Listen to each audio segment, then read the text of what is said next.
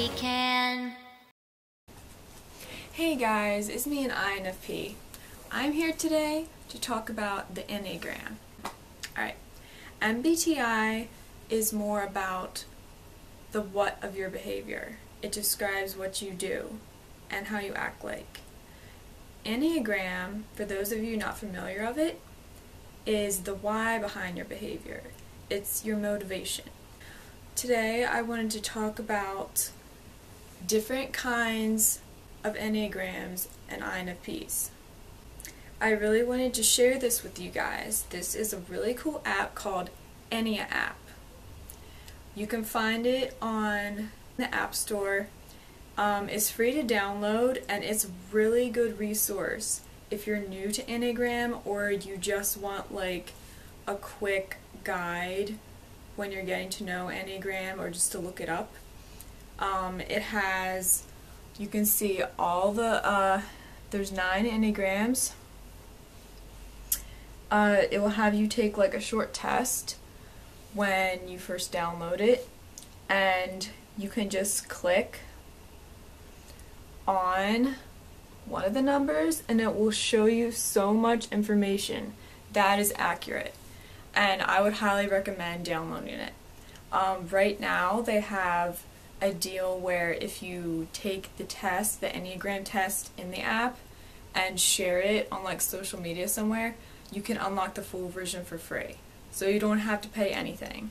And it goes through the characteristics, the wound of each Enneagram, the subtype, the growth and tips, and there's just like so much information, but it's really easy to read, and it's really good to give like an overall view of all the types. So this one is Enneagram 4. So it has like the main theme, characteristics, childhood wound, and it has the heart and stress point. And at the end it has how to get along with me and your assets and challenges at work. So yeah, I would download Ennea app. It's really good.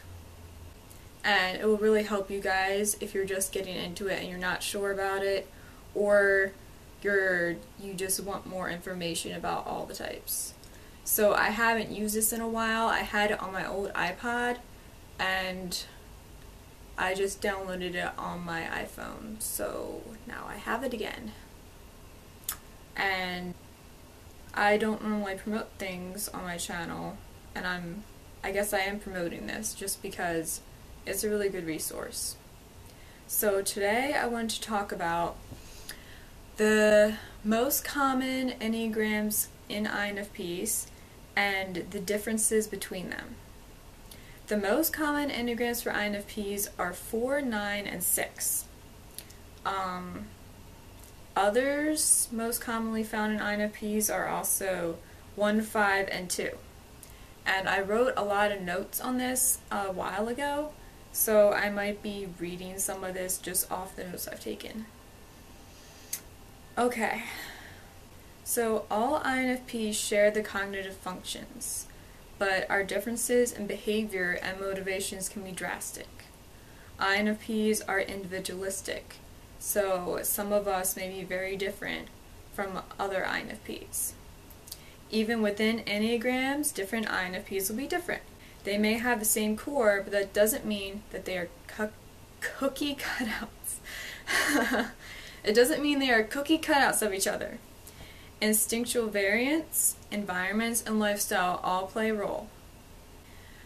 4 INFPs, which is what I am, are called individualists, romantics, and artists. This is the classic INFP. It's most closely correlated to FI, or introverted feeling. It's the most emotional and most expressive. It expresses itself through art. It's unique. Its wound is focusing on something missing. 4 Enneagram INFPs don't feel whole inside. and they may search for something or someone that can fill that hole for them. That's their wound. They focus on individualism. They are creative, idealistic.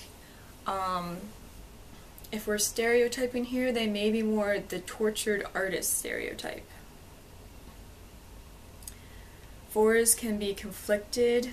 They have a need to express, but they don't want to be fully figured out.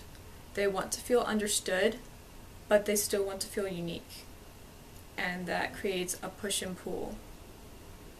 They identify as feeling special, different. They seek meaning and purpose. They are emotionally turbulent. Probably one of the most emotionally turbulent of the Enneagram INFPs. They are the most likely to feel the greatest depths of pain and sorrow out of any of the Enneagrams. They want to feel authentic. They often feel misfit, like they don't belong. They are passionate, genuine, capable of beautiful expression. Some of them may mistake themselves for rare INFJs. This is where it comes in where some INFPs mistype as INFJs, and they may be Enneagram 4s because, you know, Enneagram 4s feel special and different, and they think that's the reason why they feel so different from anyone else, is because they're rare, so they think they might type as INFJs. Romeo and Juliet were both passionate, emotionally turbulent, idealistic INFPs. They may have both been Enneagram 4. I'm not positive, but I know at least one of them was a 4. I always thought their stories showed how stupid 2 NFs can be in love, but I'm allowed to say that because I'm an NF.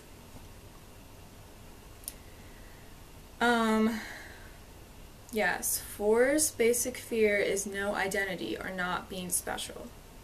Their basic desire is to find themselves and their significance in life.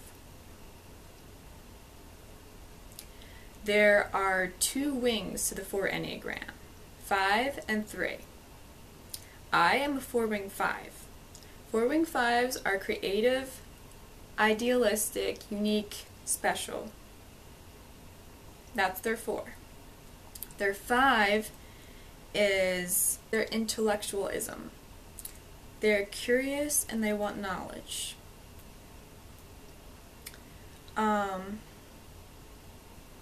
They have a need to understand things. They're preoccupied with their thoughts, and they can be secretive and isolated. Personally, I feel I have a strong 5-wing, and learning is what 5 loves to do. They have a great curiosity with knowledge and stuff like that, and even like analyzing things. And I think I switch between that quite often with my core 4. 4-wing 3s may be more extroverted and charming than 4-wing 5s. They may be a more showy, performing personality, such as like they might like being on the stage. They like to project a positive image because 3 is all about creating an image for others to see. They want acceptance and may sometimes sacrifice individuality to be accepted. They may be more driven and ambitious than 4-wing 5s, and the core of the 3 is to feel valuable. They're afraid of feeling worthless. The second most common Enneagram is the 9. 9 INFPs are calmer and less intense than 4s. They focus on the bright side of life so their peace of mind won't be shaken. They are all about keeping things calm and away from conflict. They seek interpersonal peace and harmony and collaborating with others. They tend to be more world peace, social cause oriented. I'm not sure which Enneagram Audrey Hepburn is, but as some as you know, I adore Audrey Hepburn, and she is like someone I aspire to be like. And I think she may have been an Enneagram 9 because it seems to fit with her personality, and she was very much an advocate of peace and good causes and stuff like that. 9s may have a less tortured vibe. They're very sensitive to conflict, which I actually see parts of myself in both 4, 9, and 6. Though my tri-type is 4, 5, 9. So I do have 9 in my tri-type, and I do hate conflict, and it really distresses me, both like physically and emotionally, if there is conflict around me. 9s may be more laid back. They may be more balanced in their function use, but less of a sense of self. They see themselves in everything. So they may be less passionate, or don't feel as strongly, or enjoy something as much as a 4 would.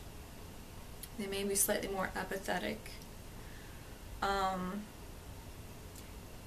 This Enneagram 9 may have shadow NI, which is interesting. So they may be mistaken for an INFJ or ISFP, because those both have NI, and I don't know. They may be more self-sacrificing, believing others have more worth than they do themselves. They don't want to offend people or rock the boat. They're good at listening to others. And the 2 wings for the 9 are 9 wing 1 and 9 wing 8. 9 wing 1 may be more self-controlled, more like INFJs. They value faith, doing the right thing, values, ethics, fairness. They want to have a sense of mission in the world. They want to have integrity, and they fear being corrupted. 9 wing 8s may be more ambitious. 8s are commonly found in ENTJs and ESTJs and other strong personalities like that. So, an 8 wing wants to, conquer things and have more control over their environment and to dominate and have like a drive. 6 INFPs are more anxious. Their focus is on safety and security, and I find this a lot in myself too. Even though 6 isn't in my tri-type, I think I might score a little higher on that than 9, though I do relate to both, and of course 4 is my core Enneagram. 6s have a lot of fear. They can be very cautious. They want comfort. They're very loyal. Their focus may be more on NE and SI. Going into that loop creates worry, what ifs with NE, and SI craves stability. 6 Enneagrams seek unconditional love. They may be more sensible and practical than the average INFP. They may be less emotionally turbulent. They worry a lot. They can be insecure and wondering the what-ifs. They can be doubters and highly opinionated. They don't question their identity as much as other Enneagrams, INFPs. They can be good debaters, philosophers, and loyal friends.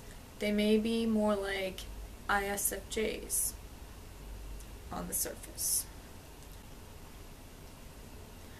And then I already kind of went through what a 1 Enneagram looks like from the 911 description.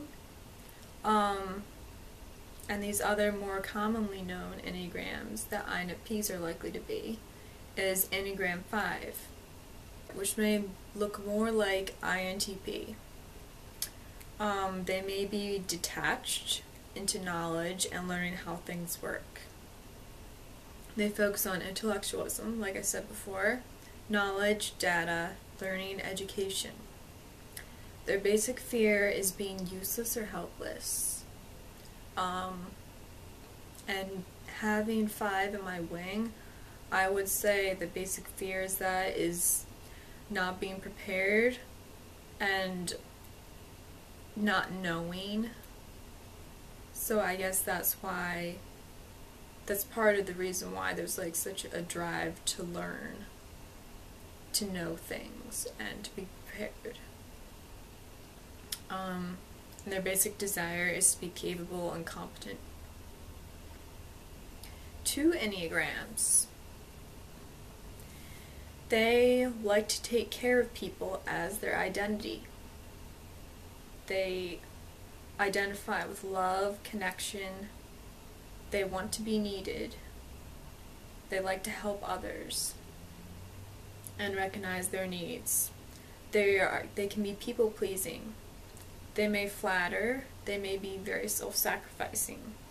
They get their feeling of love from giving love to others and hoping they'll give that back in return. Their basic fear is feeling unwanted or unworthy of love, and their basic desire is to feel loved. So I think that is just a quick overview of the most common Enneagrams in INFPs and a little bit of what they might look like and how they might be a little bit different from each other.